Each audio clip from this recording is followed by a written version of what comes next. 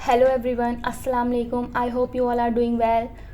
मैं आज आपसे कुछ शेयर करना चाहती हूँ। मेरे शेयर करने का मोटिव ये है कि आप भी ऑनलाइन स्कीम से बचें, उसको जानें कि आजकल कैसे कैसे ऑनलाइन फ्रॉड चल रहा है। और मेरे साथ भी रिसेंटली डेटा एंट्री स्कैम हुआ है। चलिए मैं शुरू से आपको बताती हूँ। बेसिकली मैं ना सर्च करती रहती हूँ वर्क फ्रॉम होम। तो मैंने काफ़ी ऐप से अप्लाई किया था वर्क फ्रॉम होम के लिए। तो देन मुझे व्हाट्सएप पे मैसेज आया था डेटा एंट्री वर्क के लिए, और ये वर्क फ्रॉम होम था और कंपनी का नाम था टाइप टेक्स कंपनी।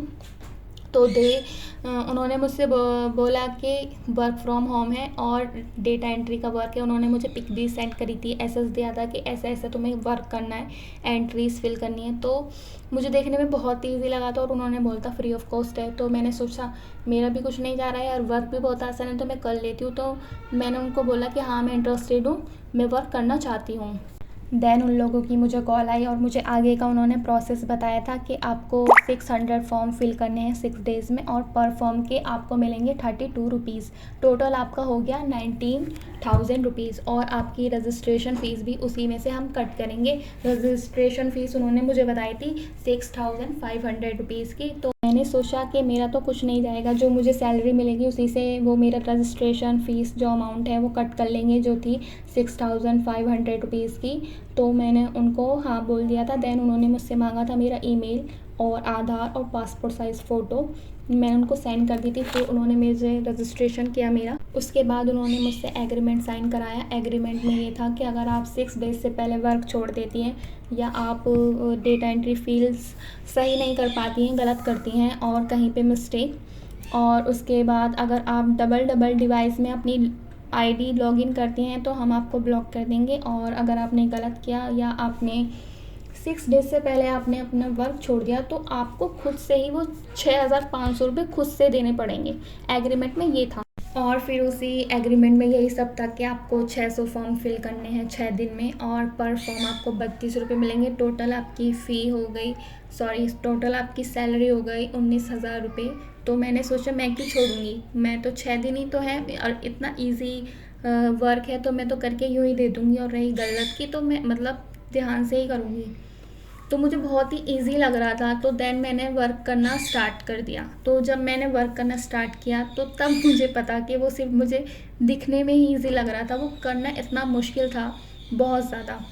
देन वो वर्क मैंने करना स्टार्ट कर दिया था, जो बहुत ही टफ़ था। मुझे लग रहा था उसमें अच्छा खासा बंदा हाई स्पीड वाला भी स्लो स्पीड पे हो जाए, और कंप्यूटर पे तो फिर भी बहुत ही स्लो हो रहा था वो वर्क।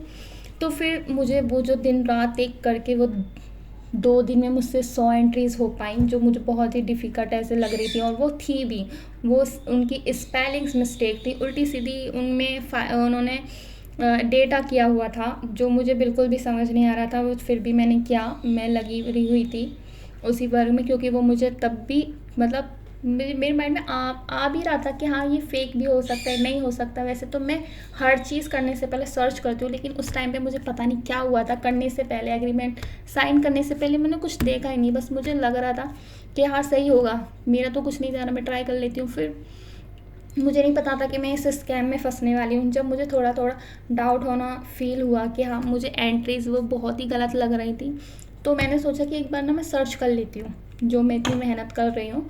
बाद में अगर मैंने 600 फॉर्म फिल करके दे दिए, उन्होंने मुझसे कुछ और मतलब उन्होंने मुझे सैलरी नहीं दी, या ये सच में फ्रॉड हुआ, तो मेरी तो मेहनत सारी वो जाएगी वेस्ट। तो मैंने फिर यूट्यूब पे सर्च किया, वहाँ पे जैसे जैसे उन लोगों ने मुझे प्रोसेस बताया था वैसे वैसा वो लोग बता रहे थे कि स्कैम है, फ्रॉड है, उनके साथ भी हो चुका है।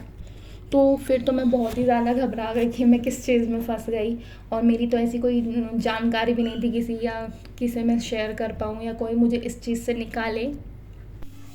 फिर वो स्कैम वीडियो देखकर टेंशन में आ गई मैं कि क्या करूं। जैसा कि एग्रीमेंट में लिखा था कि 6 दिन से पहले वर्क छोड़ देती हो तो खुद से 6,500 देने होंगे, अगर नहीं दिए तो केस फाइल हो जाएगा। ये सोच के बड़ी टेंशन हो रही थी कि वो लोग ऐसे लोगों को अपने ट्रैप में फंसा के, डरा धमका के उनसे पैसे लेते हैं। कुछ बेचारे डिप्रेशन में चले जाते हैं, वो लोग इतना मेंटली हरेस करते हैं लोगों को। हालांकि मैंने इतना माइंड पे नहीं लिया, लेकिन टेंशन फिर भी हो रही थी। फिर मैंने सोचा कि मैसेज पे उन्हें सुना देती हूँ क्योंकि गुस्सा भी बहुत ज़्यादा आ रहा था। मैं लगी पड़ी थी 2 दिन से वर्क में, वो फ्रॉड वर्क था।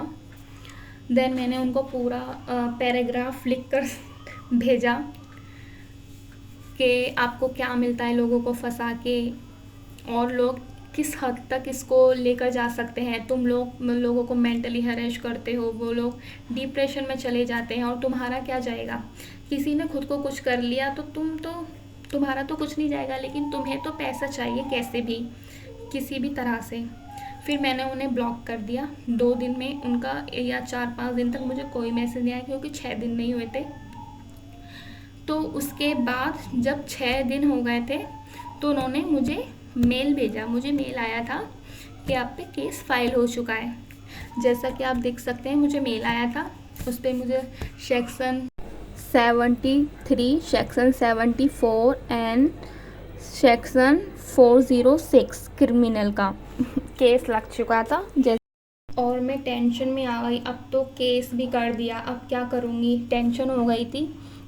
फिर मैं तो टेंशन में फिर पता नहीं दूर दूर तक सोचने लगती हूँ कि अब तो मुझे पुलिस पकड़ के ले जाएगी, अब तो मैं जेल में चली जाऊँगी। क्योंकि मतलब जब तक मुझे ऐसे ही लग रहा था, मतलब उसको केस को देख के, तो मैं फिर वो सोचने लग गई। ओवर थिंकिंग की तो बीमारी है ही मुझे।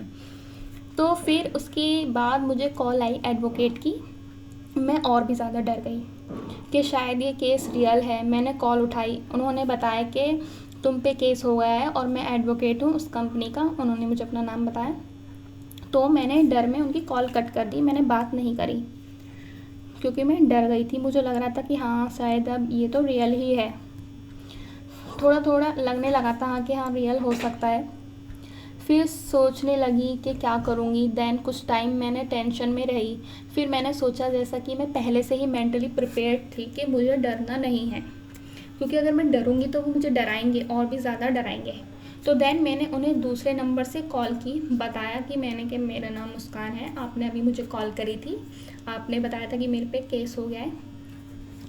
तो देन फिर उसके बाद फिर बोलता है हाँ कि मैंने करी थी। फिर मैंने उसको बहुत तगड़ा वाला सुना दिया था, चिल्ला कर कि तुम लोगों को फंसाते हो, ऐसे झूठा झूठा केस फाइल करके डराते हो, और तुम क्या केस करोगे। मैंने उल्टा तुम पे केस कर दिया।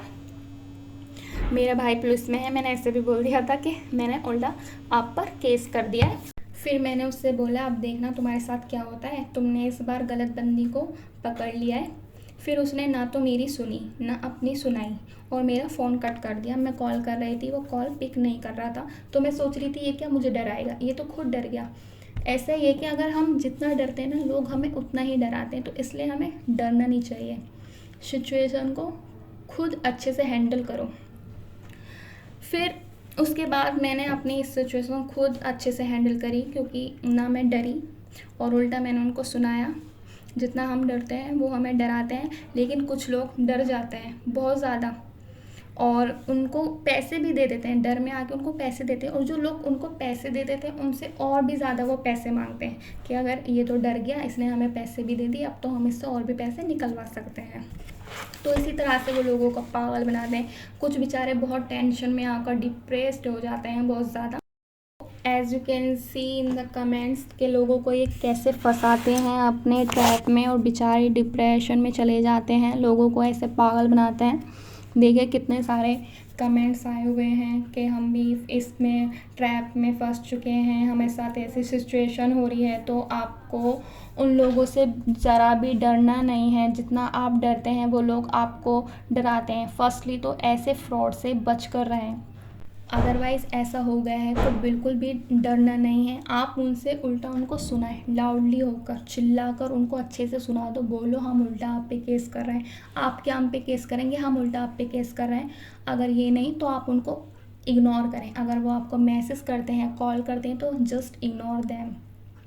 आपको कोई जवाब नहीं देना है, क्योंकि वो कंपनी खुद फेक है। फेक आप पे केस कैसे करेगी वो फेक कंपनी। अगर आप पे केस करेगी तो वो खुद फंसेगी उल्टा। वो आप पे केस कर ही नहीं सकती, वो कंपनी फ्रॉड है, वो केस फ्रॉड है, वो फाइल, लीगल नोटिस सब फेक होता है उनका। सब उनके साथ लगे मिले रहते हैं, वो सब फेक होते हैं।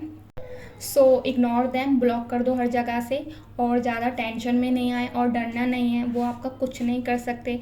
इस सिचुएशन को अच्छे से हैंडल करें।